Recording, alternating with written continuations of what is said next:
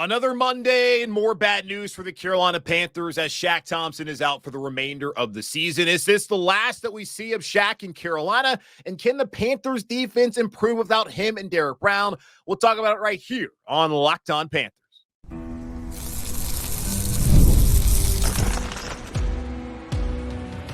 You are Locked On Panthers, your daily Carolina Panthers podcast. Part of the Locked On Podcast Network, your team every day. Welcome into another edition of the Locked On Panthers podcast, the part of the Locked On Podcast Network. I'm your host, as always, Julian Council, talking Carolina Panthers with you every Monday, Tuesday, Wednesday, Thursday, and Friday. Your team every day. That's our motto here on the Locked On Podcast Network. Subscribe or follow the show for free on YouTube or wherever you listen to your favorite podcast. And be sure to follow me, Julian Council, on Twitter at Julian Council, where on Wednesdays throughout the entirety of the regular season, I'll be right here on the show answering your weekly Wednesday mailbag questions. All you got to do is either at me or DM me on Twitter at Julian Council. And if you feel so inclined, you can also follow me, but that is not required to ask a question for the weekly Wednesday mailbag right here on Locked On Panthers. Today's episode of Locked On Panthers is brought to you by Game Time. Download the Game Time app, create an account, and use code LOCKEDONNFL for $20 off your first purchase. Another Monday and more news for the Carolina Panthers after week one. It was the news that Derrick Brown was going to be out for the remainder of the season with a meniscus tear. After week two, it was Bryce Young being benched for Andy Dalton. And now here after week four, the Carolina Panthers have found out that Shaq Thompson has torn his Achilles and will be out for the remainder of the 2024 season. Dave Canales, Carolina Panthers head coach, speaking to the media on Monday, saying that he's absolutely sick for Shaq because of how great of a player he is, but also how great of a person he has been to Dave Canales since Canales took over as the head coach here in Carolina back in January, saying that Shaq Thompson was one of the key veterans that really allowed him to come in and be able to lead this locker room and get the respect from the players. And I hate to see this. Obviously, Shaq played barely even 6 quarters last year as he broke his ankle and his leg against the Saints on Monday Night Football. And then this season, he's able to play 15 quarters as he was injured on the final play of the third quarter yesterday in that game against the Bengals. And non-contact on the field turf, a guy who has been vocal about how he hates the fact the Panthers are playing on an artificial surface and not playing on grass. And understand, they practice on grass over on Cedar Street, but they play on an artificial field because David Tepper, the Panthers owner, wants to be able to have more events, has a soccer team in there, Charlotte FC, has concerts, all things that are great. But the NFLPA has come out and said several times that the players prefer a grass surface. Was this the key cause to him being injured? I don't know. Sometimes the Achilles, it's just going to go when it goes. I remember Richard Sherman saying back in his time in Seattle where he did play on an artificial surface. I cannot remember whether he tore his Achilles in Seattle or somewhere else, but he did say that he just felt that day like it's going to pop, man. It's going to pop, and that's what happened to him. Don't know if that's how Shaq Thompson felt. We will not hear from Shaq, I don't imagine, for a while. He did go out on social media and say this is not the end for him. He's not going to retire. He's somebody who could have retired last year after he had the fractures to his ankle and leg, but decided to come back, play with his brothers for another year, and spend his 10th season in the NFL here in Carolina. And now it feels like this is going to be the last we ever see of Shaq Thompson in a Panthers uniform. And that's just depressing, man. This is one of the last vestiges of an era of Carolina Panther football that was fun under Cam, under Luke, under TD, Greg, and all those guys. Ron Rivera as a head coach. And now this is probably it for Shaq Thompson, who stuck around through the pandemic, was here under Rule, was here under Reich, here to start out the Canales era. And I'm guessing this is probably it. And we kind of knew the writing was on the wall heading into the season, coming off of the injuries sustained last year. The Panthers drafting Trevin Wallace in the third round out of Kentucky, who really impressed during training camp and getting those opportunities to step in while Shaq was there with a hamstring. We felt like this is probably going to be the last year for Shaq anyways. I don't think anyone obviously wanted to see it end like this, where he tears his Achilles, and now there's some serious questions about his future, what his market will be. Possibly he comes back to Carolina. It's going to be tough, back years, having those injuries to go elsewhere and to get paid the kind of money that I'm sure Shaq would like to get paid at age 31 in the NFL. But that's just the reality of the business. So maybe he does come back in a reduced role in Carolina. I don't know if that will be the case, but Shaq Thompson out for the rest of the season with an Achilles tear. And now looking at it, I talk about that billboard, the Coke billboard I see on I-77 in between the Tryon and Clanton Street, or I guess it's Clanton Road, whatever exits there on 77, right on the left side heading north. And Bryce Young, he is benched. You have Derrick Brown out for the season, Shaq Thompson out for the season. It's not just that billboard. And people correct me saying the curse is David Tepper. Yes, I understand. I've been quite vocal in my displeasure about the owner. I cannot sit here every day and complain about the owner. It was something that I kept noticing when driving back from Golf Tech. That's where I'm typically going when I see that sign. I'm trying to get that swing right, y'all. But I kept seeing it, and I was like, wait, that guy's no longer with the team as far as health-wise, and then he's benched. Now he's injured. It's not just the Coke sign. The captains. Sam Franklin Jr. broke his foot during training camp, the third day of training camp, during that back-together Saturday practice inside Bank of America Stadium. Bryce Young, he's been benched, and he's not going to be a starting quarterback again until Andy Dalton either falls off or gets injured. And I'm going to go ahead and knock on wood because I do not want that to be the case, as Dalton has played really well these first 2 weeks as a starter here in Carolina in 2024. With Derrick Brown out for the rest of the season and Shaq Thompson out for the rest of the season. And Dave Canales was asked, would you think about maybe not necessarily doing a revote, but naming more captains? And you did see that every week, yes, different people go out there for the coin toss. It's not always the captains. Bryce Young, the captain, was not out there on Sunday against the Bengals. So we'll see how they move forward with the leadership impact. Shaq Thompson, big-time leader for the Panthers, has been the last couple of seasons. Derrick Brown, more of a quiet leader, but someone who also has been a really good player for them. Don't have their presence, don't have Sam Franklin Jr. out there right now, and Bryce Young is now the backup quarterback. And looking at linebacker moving forward, Trevin Wallace is going to step into that role as a starter. And it was said on Sunday after the game by Dave Canales that Trevin Wallace came in and immediately put on the green dot, which is the helmet communication, where he gets to call the coverages and give out the signals and really be that quarterback of the defense. And that's awesome to see for the rookie to be in that role. And now that also Josey Jewell is expected to miss at least on Sunday, as he's dealing with a hamstring and a groin, something that Dave Canales said he's going to have to deal with for a while now. It's going to be Trevin Wallace, who Canales said is big, fast, physical player. You can really see how he loves playing football, which is a big reason why they drafted him in the third round out of UK. And then with Josey Jewell, not expected to be active on Sunday at Chicago, Claudin Cherelus is going to get a great opportunity to play football for the Panthers. And not just looking at those guys, you also have John Radigan, who they were able to claim off of waivers from Seattle. They also have Chandler Wooten, who has had opportunities the last couple of years, primarily as a special teams ace to play. Those are two guys who I think will get opportunities. Now, Radigan, he's been on the active roster, has been more on special teams, has not played a defensive snap so far this season. Wooten has not been elevated yet this season. I would expect him to be elevated, maybe even just signed to the active roster. They're going to have to address that spot. And the Panthers lose a 10-year vet in Shaq Thompson, another veteran, at least for this Sunday, in Josey Jewell. Looking at the rest of their linebacker group, there's 4 more guys who are either on the active roster or on the practice squad. They have 111 combined defensive snaps in their careers. Trevin Wallace has 36. Those have come in the last 2 weeks. Claudin Cherelus has 9. That all came on Sunday. John Radigan, 19, coming a season ago in Seattle. Chandler Wooten, 47, split across the last 2 seasons here in Carolina. So 111 career snaps. Not trying to be an alarmist, but there is a lot of youth here. But also, this is a big opportunity.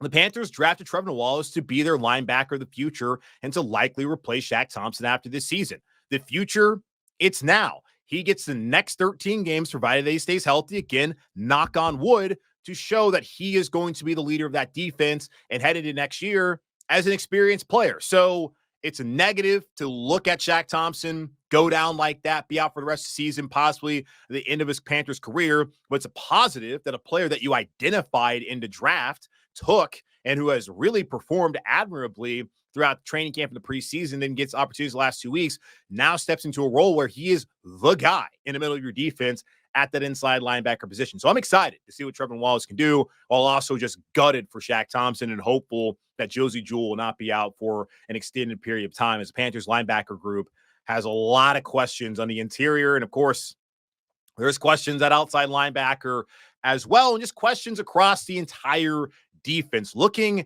at the fact that Shaq Thompson's out for the rest of the season and that Derrick Brown is out for the rest of the season. They have injuries at their spots, and they've struggled 3 out of the 4 weeks so far this year. How much can this defense truly improve this season? We'll talk about that right here on Locked On Panthers.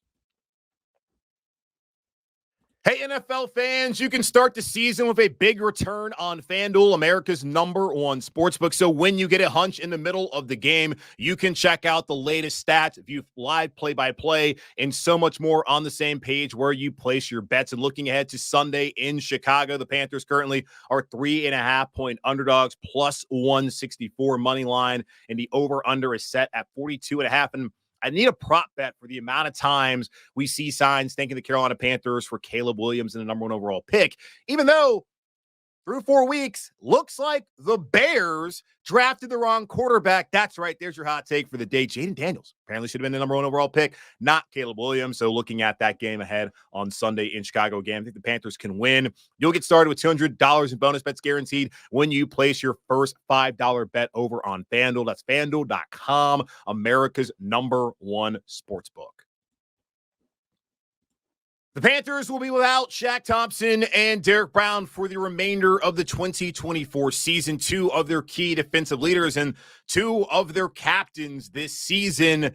And looking at how the Panthers have played so far this year, gave up 47 points week 1 against the Saints, gave up 26 next week at home in an opener against the Chargers, bounced back, played well against not a great Raiders offense, but a Raiders team that somehow is 2-2 and found a way to actually run the football in that win on Sunday, and then went right back to where they were week 1 and week 2 and just could not stop what is a really good Cincinnati Bengals offense. Joe Burrow, Jamar Chase, and T. Higgins, just shoddy tackling and effort that we saw out there on the field in a 34-24 loss. So looking at where things stand right now with Ejiro Evero's defense and wondering 4 weeks in, the offense is competent. It's more than that. Andy Dalton has been terrific the last 2 weeks. You have a dynamic receiver in Diontae Johnson with Adam Thielen out. Yes, there were drops, but Mingo and Legette combined for 9 receptions, 90 yards, and a touchdown. You're going to take that most weeks, especially when it should have been 12 receptions for 100 and maybe like 12, 20 yards and a touchdown. You'll take that from those 2 guys as long as Diontae Johnson's playing well, and you have a run game that they can really have some balance offensively with Chuba Hubbard toting the rock the way he has the last 2 weeks. And even going back to week 2, had 6.4 yards per carry in that game against the Chargers. We only got 10 carries on that day. The offense is not an issue. The big issue in Carolina is defense. And of course, after the Panthers had some solid defenses really in their history, but the last couple of years, the offense is good while the defense is a liability. Of course, this is how things work out, but there's certainly hope that things can get better. But how much better can they really get considering the situation here? Derrick Brown played in 1 game. He's going to miss 16 games this season. Shaq Thompson he only played 15 quarters. He played in 4 games. He's going to miss 13 games this season. Sam Franklin Jr., who's more a special teams guy, but of course listed as a safety, he has missed 4 games and doesn't seem like the window's open up on him just yet. Dane Jackson, DJ Wonnum, they're going to at least miss 4 games. Now with Dane Jackson, looks like he's going to have a chance to return this week, where DJ Wonnum doesn't appear to be all that close right now. A couple more hurdles that he has to clear as he's in the final stages. What does that necessarily mean? Because Dave Canales tells us 1 week that, yeah, this guy's not too far away. But then we find out, okay, actually, he's not going to play the first 4 weeks of the season, that being Jonathan Brooks, where should be ready to go for training camp. Not ready to go for training camp. Should be ready the first couple weeks. Not ready the first couple weeks, and probably not going to play again on Sunday. And we'll see the week after that. So the injuries are not helping the situation, and that's not even including Jaden Crumedy, who the rookie out of Mississippi State, who can help out on the defensive line. Amari Barno, who tore his ACL week 16 last year against the Packers. That's not even including them as far as the injuries that they've sustained so far that are really hampering the defense. But looking at just 3 areas and how possibly they can improve, and if they can at all, number 1, like the run defense, man, it's hard for me to see it getting better. And I'm someone who felt like this was going to be a run defense that was going to be dramatically improved from a year ago, where they were just hellacious against the run because Derrick Brown was coming back. They brought in A'Shawn Robinson, who was an upgrade from Deshaun Williams, who coincidentally is actually back on the roster here in Carolina on the practice squad and has been elevated the last 2 weeks. I thought that they'd be better with that. Also bringing in Jadeveon Clowney, replacing him. We're replacing Brian Burns with Clowney being a better run stopper, bringing back Shaq Thompson, who was an elite run stopper the year prior in 2022 before he got injured in 2023. Then adding Josey Jewell, who understands the system and had one of his best career years with Jero Rivera a couple years ago in Denver. I felt like this run defense was going to be improved, and it has not, aside from the 1 week where they played the worst run team in the league, the Las Vegas Raiders. Shaq Thompson now for the rest of the season. He was a team's second best run defender, according to PFF, with a 73.2 grade. The only player ahead of him is Jordan Fuller, the safety, who missed Sunday and is currently on IR, going to miss the next 3 games at least of a hamstring injury. Looking at just the worst ranked guys, 4 of their 5 lowest ranked run defenders, according to PFF, Nick Thurman, Deshaun Williams, LeBron Reyes, Shai Tuttle, are all under defensive line. You cannot have your defensive linemen being your lowest rated guys against the run if you want to have success against the run, especially when your best defensive lineman, Derrick Brown, is out for the year. In the one game he played in, he did not grade highly against the run that afternoon in New Orleans. So that is concerning. The positive thing about this, though, is that A'Shawn Robinson and Jaden Peavy have at least been hits, all things considered. Like Robinson and Peavy, their run defense grades actually aren't very good. 57.8 for Robinson, 56.5 for Peavy. But when you look at PFF and their ranking of interior defensive linemen, A'Shawn Robinson's ranked 29th, whereas Jaden Peavy's ranked 25th. So they have 2 top 30 interior defensive linemen through the first 4 weeks of the season, not including Monday Night Football games going on after I record this show. You have 2 guys you can build with. It's just you need at least 2 of the other dudes to step up, whether it's Thurman, Williams, Ray, Tuttle living up to his contract. And then your linebackers got to run fit. There were opportunities late in that game when Cincinnati was trying to salt the game away and get in position for that final field goal to win it, where Trevin Wallace kind of got washed up and was not able to run fit. And Claudin Cherelus in the same situation. Those guys are going to need opportunities to get a lot of reps, and they're going to have to be game and ready to go to help out a defensive line that has just not been good at all for the Carolina Panthers. And I just have a hard time seeing how they're necessarily going to improve. Maybe Jaden Crumedy comes back and helps out. I don't know who they're going to get off the street or off another practice squad that's going to completely turn things around. They're just not going to be able to replace the production and the talent that they had out of Derrick Brown. But as a collective unit, can they all raise their standards and their ability? You would hope so. We just have not seen that so far through the first 4 weeks of the season. The second thing, pressure. Had a huge concern about this coming into the year. Last in sacks last year, last in pressure percentage. What's more important is really getting pressure, as we saw evidence on Sunday when Joe Burrow was flushed out of the pocket, trying to make a play, throws it down. Jamar Chase is going one way, and he throws it to Xavier Woods. You get turnovers that way. Pressure greater than sacks. Pressure equals turnovers. We saw that even happen to the Panthers when there was pressure on Andy Dalton, who maybe should have stepped up in the pocket.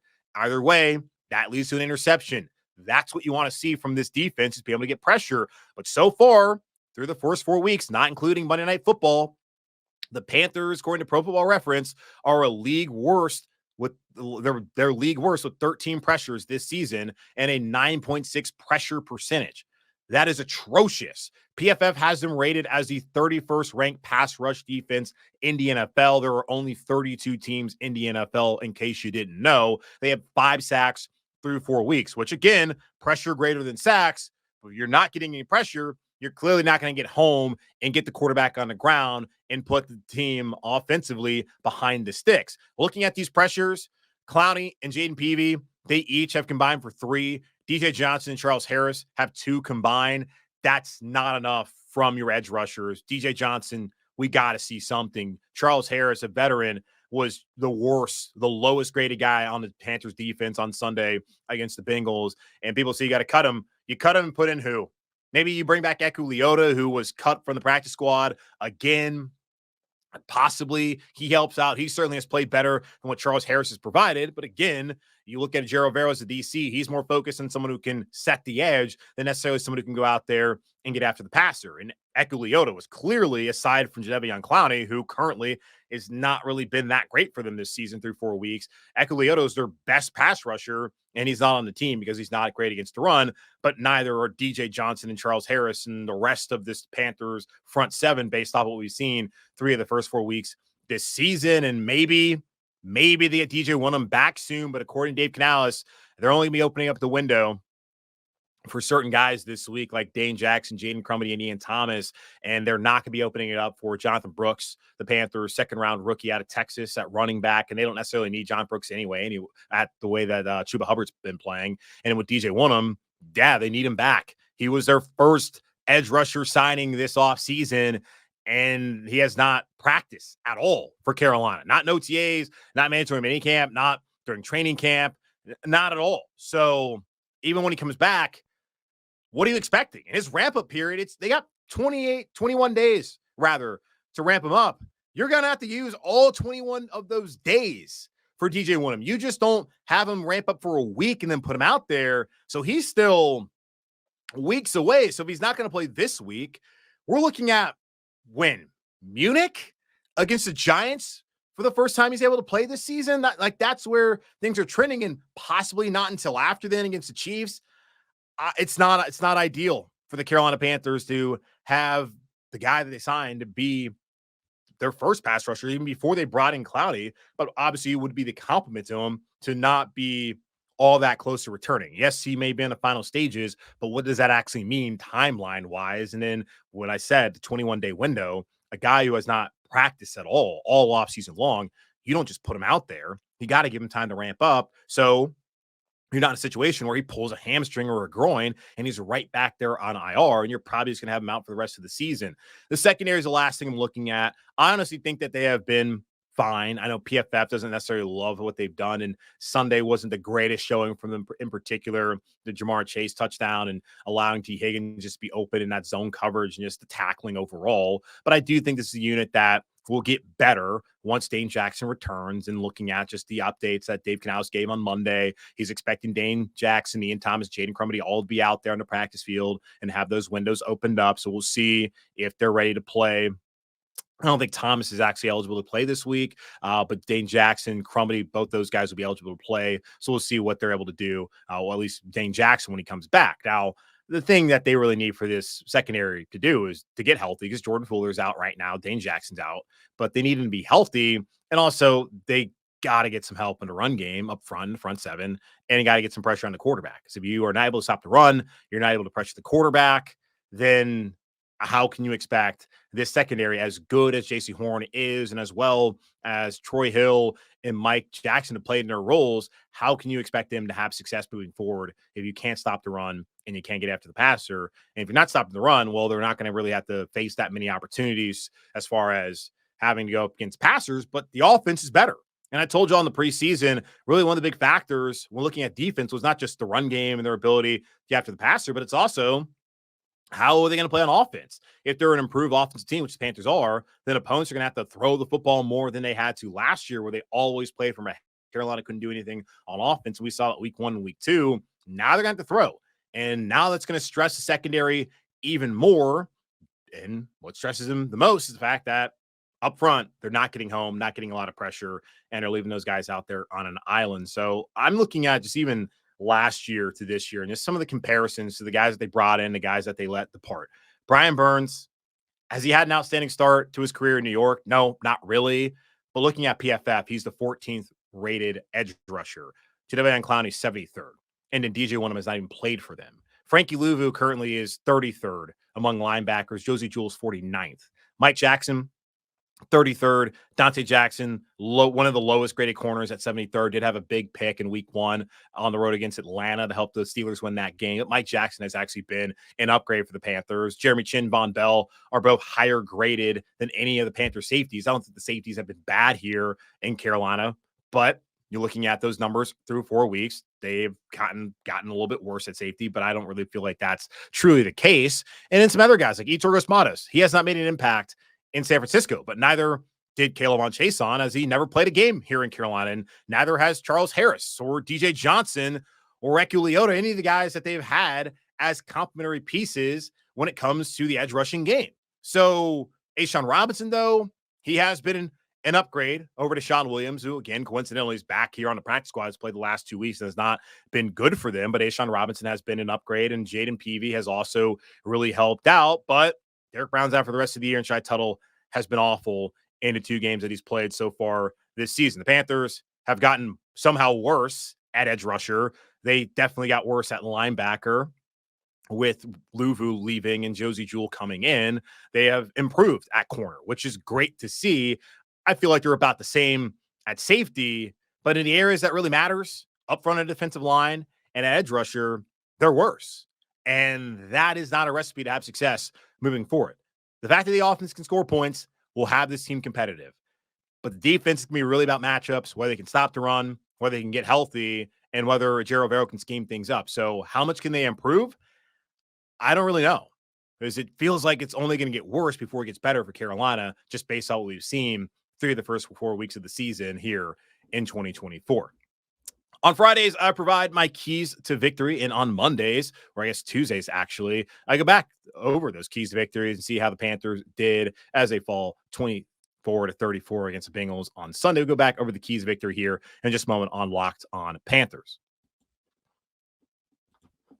Football season is back, and the best way to get to games this fall is with Game Time. Game Time has a new feature called Game Time Picks that makes getting tickets for your favorite live events even easier. Game Time Picks filters out the fluff to show you only incredible deals on great seats, so you don't have to waste time searching through thousands of tickets. Game Time Picks curation makes it easier to say more on sports, concerts, comedy, theater, etc. Get a panoramic view from your seat in the app before you buy, so you know exactly where you're going to seat once you get to the stadium or arena. Take the guesswork out of buying tickets with Game Time. Download the Game Time app, create an account, and use code LOCKEDONNFL for $20 off your first purchase. Terms apply. Again, create an account and redeem code LOCKEDONNFL. That's LOCKEDONNFL for $20 off. Download Game Time today. What time is it? Game Time. After reviewing the game tape, Dave Canales met with the media on Monday saying, quote, sick about some of the opportunities lost on Sunday, leaves you with a sick feeling of what this game could have been, bringing up the opportunity there on the opening drive to run the ball in for a touchdown, unable to do that on 3rd and 4th down. Then there was also a drop by Diontae Johnson, which felt more like just a great defensive play on that 2nd down earlier on that drive. Also brought up the fake punt, not able to haul that in, as again, another just good play on the ball by the Bengals. Felipe Frank had it until he didn't. Also getting an interception and only getting 3 points out of that. Some of the drops that were critical in that game from Jonathan Mingo and Xavier Legette. Just things that leave you sick about some of the opportunities that were lost, and sounds a lot like Ron Rivera, missed opportunities, things that he used to love to say here in Carolina anytime the Panthers fell short on a Sunday. But looking back over the keys to victory, I do this every Friday leading up to game day. Key number 1 was someone outside of Diontae Johnson needed to step up wide receiver. And I felt like the Panthers got exactly what they were hoping to get from Jonathan Mingo, but really Xavier Legette.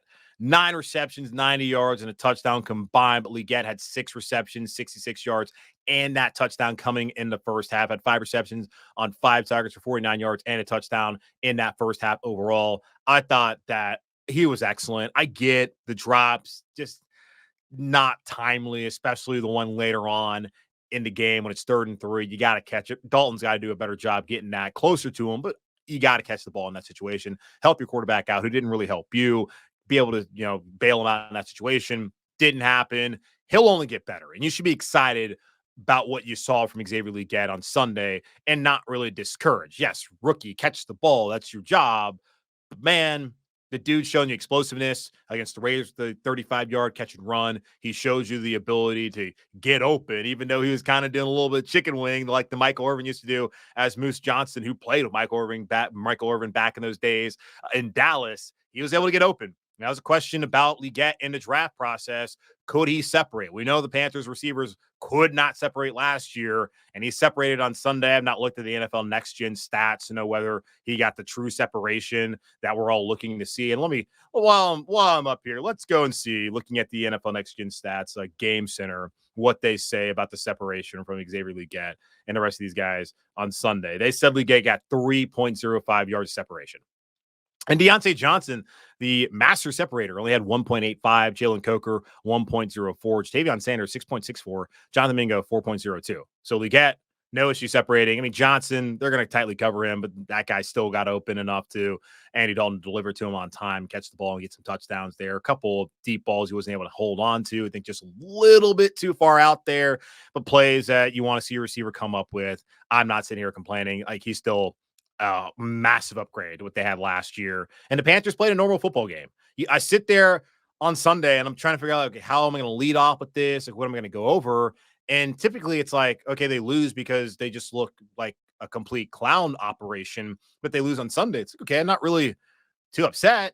It's like, okay, they didn't convert on the opening drive. They had a couple drops here and there that didn't help situations. They had that one turnover, which is not great defensively. Yeah, they really struggled, and that's obviously an area of concern. They just played a normal football game. That's what you watch every single week in the NFL. The Panthers just lost in a normal, traditional way, just didn't take the opportunities that were there and had a costly turnover that led to 7 points. And that was basically it. So hard to be that discouraged by what you saw on Sunday. The defense has got to get better. We just talked about whether they can get better. I'm highly skeptical, and I don't want to sound negative.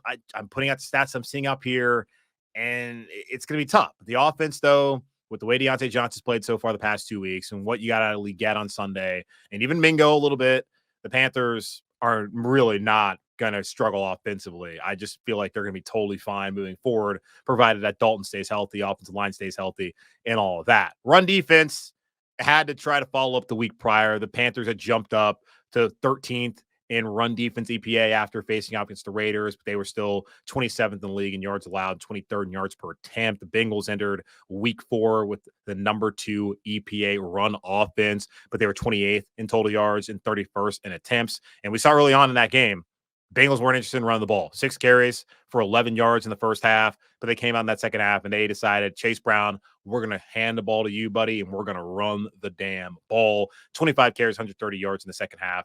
So overall had 141 yards in that game and did to the Panthers what the Saints in charge were able to do, push them around and run it down their throats as the Panthers just completely whiffed on several tackles throughout that game. And Nick Thurman, LeBron Ray, Charles Ray, Harris, as I mentioned earlier, they were some of the lowest graded guys against the run period. They were the 3 lowest graded defenders in that game on Sunday. Thurman started with Tuttle being out, and Ray played a lot too. Harris obviously started. You can't have those guys playing in the spots that they play on your front 7 being your lowest graded defenders, but that was the case. 11 missed tackles according to PFF on Sunday. Had to have been more than that. Had to. They got to hold up in the secondary. That was another thing I needed to see them do. Panthers came in ranked 27th in Pro Football Focus's coverage grade. Bengals were 8th in PFF passing, 13th passing offense according to EPA. Panthers, obviously, we knew were last in pressure percentage and last in sacks. But they had 3 sacks in week 3. J.C. Horn had a 64.6 coverage grade, gave up 4 receptions for 33 yards, was penalized in that BS DPI penalty there at the end of the half. Mike Jackson had a 56.2 coverage grade, only 1 reception allowed for 11 yards. He was penalized twice, which I think probably leads to that lower grade. One of them, he is definitely illegal contact. The second one, Mike Pereira saying it should be an illegal contact if the ball's not in the air. Ball's in the air, so it's a DPI. I didn't love it, but I understand that one way more than J.C. Horn's. Troy Hill had a 48.6 coverage grade, 4 receptions, 48 yards that he gave up. And, of course, he was the last guy to whiff on Jamar Chase on that 63-yard touchdown catch and run. And then Josey Jewell, this is really the problem with the linebackers. Mainly Jewell have not been great in coverage. Shaq's been fine, but Josey, 4 receptions for 84 yards. He's credited up giving up a touchdown as well. He allowed a perfect passer rating. That's 158.3 when targeted on Sunday. He's not going to be out there. Maybe Trevin Wallace and Claudin Cherelus can provide better coverage at that linebacker spot. We will see. And now PFF, they credited the Panthers with 9 total pressures, and Pro Football Reference, they have them with only 13 this season. They're totally different the way that they look at it. So Football Reference has them with 13 total pressures this season in 4 games, where PFF saw them with 9 total pressures in that game. I didn't feel like they had 9 pressures, but that's what the person from PFF claimed to see, with 3 apiece coming from Clowney and Deshaun Williams. So I felt like overall they're kind of fine in the secondary. Just couldn't stop the run. Like, that was a big issue. Receiver stepped up. So 2 out of the 3 aside from like really one play, the Jamar Chase play, I believe the Panthers were able to check those boxes off. The run defense remains an issue here in Carolina and probably will continue to be an issue just based off of the health status of a lot of guys on the defensive line and just where this defense is at overall through 4 weeks this season. That's going to wrap up this edition of the Locked On Panthers podcast, part of Locked On Podcast Network, hosted by yours truly, Julian Council. Again, y'all subscribe, follow the show free on YouTube or wherever you listen to your favorite podcast. And be sure to follow me, Julian Council, on Twitter at Julian Council, where on Wednesday, then that is tomorrow, I'll be back to answer your weekly Wednesday mailbag questions. All you got to do is either at me or DM me to get those questions into me right now. But in the meantime, be safe, be happy, be whole. As always, keep pounding, and I'll talk to y'all on Wednesday.